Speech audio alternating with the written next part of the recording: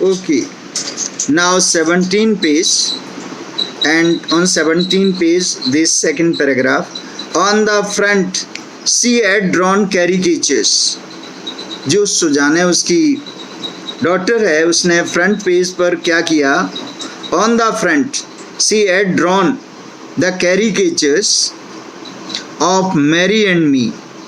उसने क्या बनाया? एक पिक्चर खींची, फोटो, मैरी एंड मी, अपने मदर और फादर की, विद द वर्ड्स, और क्या लिखा? Here are some funny people, did they make you laugh? I laughed a lot as well. Inside was the message. Writer बहुत हंसा. अंदर क्या मैसेज था? Oh, how I love you both. यहाँ both से मतलब है फादर और mother. So this card is to say thank you and let's hope for the best. Somehow we had to make it. Now this card was you see made with a very positive statement, and she was very optimistic. Being a very small child, she was very hopeful. और उसने कहा कि जो उनकी journey है that will be successful. I checked and rechecked my calculations. Writer जो है उसने फिर कैलकुलेशंस को चेक किया, अपनी पोजीशन को चेक किया. We had lost our main compass and I was using spare. Man compass खो चुका था और जो स्पेयर में था उसको वो यूज कर रहा था. which had not been corrected for magnetic variation. और उसको मैग्नेटिक वेरिएशन जो उसमें था वो ठीक नहीं हुआ था. I made an allowance for this and another estimate of the influence of westerly currents which flow through this part of the Indian Ocean. अब उससे उसने कैलकुलेट करके देखा कि वेस्टर्न साइड से जो करंट आ रहा था, जो पानी, जो लहरें, which flow through this part of the Indian Ocean, Indian ocean से होकर के about 2 PM, 2 बजे शाम को, I went on deck. किसके ऊपर गया? ऊपर, बोट के ऊपर.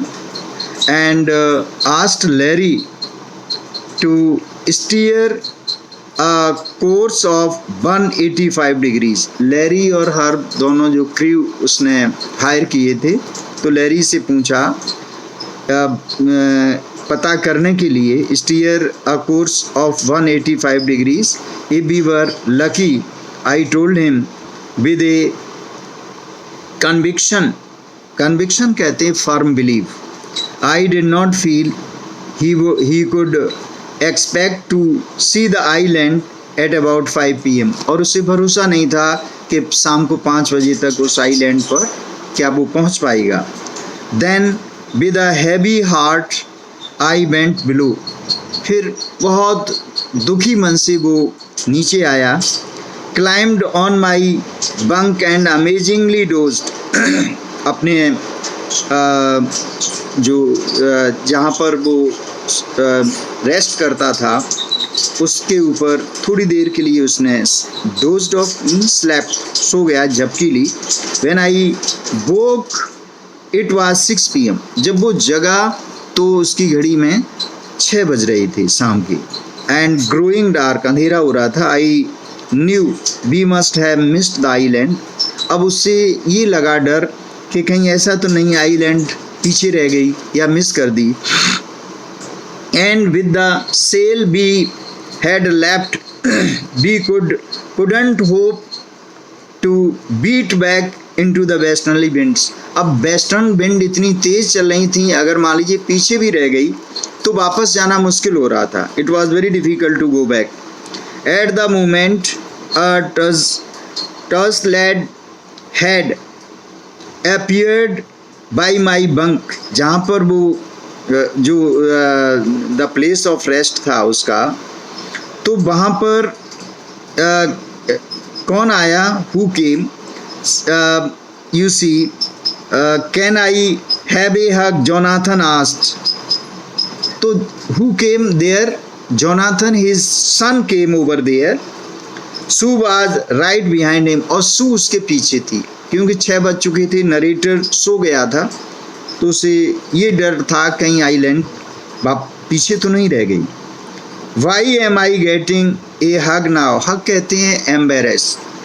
एम्ब्रेस मीन्स गले लगना. आई आस्क्ड, जो नरेटर का बेटा है जोनाथन, उसने कहा कि मैं आपसे गले क्यों मिलना चाहता हूँ. Because you are the best daddy in the whole world. उसने अपने फादर को बताया, you are the best father in the whole world and the best captain, my son replied. और उसने बताया कि you are the best captain, captain of the ship, captain of the boat. Not today John, I am afraid. John Jonathan के लिए उसने अपने बेटे से कहा कि तुम्हारी बात आज तो मैं सही नहीं मानता. क्यों? कि वो उस आइलैंड पर नहीं पहुंच पा रहा है और उन सबको बिल्कुल 100% सेफ एंड सिक्योर नहीं कर पा रहा है. Why you must be, said Sue in a matter of fact voice. लेकिन जो सुजाने उसकी डॉटर थी, उसने कहा क्यों नहीं. यू फाउंड द आइलैंड, और उसने उसको इन्फॉर्म किया कि तुम्हें मालूम है, you found the island. What, I shouted. जैसे ही नरेटर ने सुना तो वो एकदम खुशी से चिल्लाया, it is out there in front of us. तब उसने बताया कि हमारे सामने है. They chorused as big as a battleship. तो उन्होंने एक साथ कहा, they chorused as big as a battleship. Island it was not very big, इसकी साइज जो थी छोटी थी. It was a small island, so it was in front of them. I hope you understood it.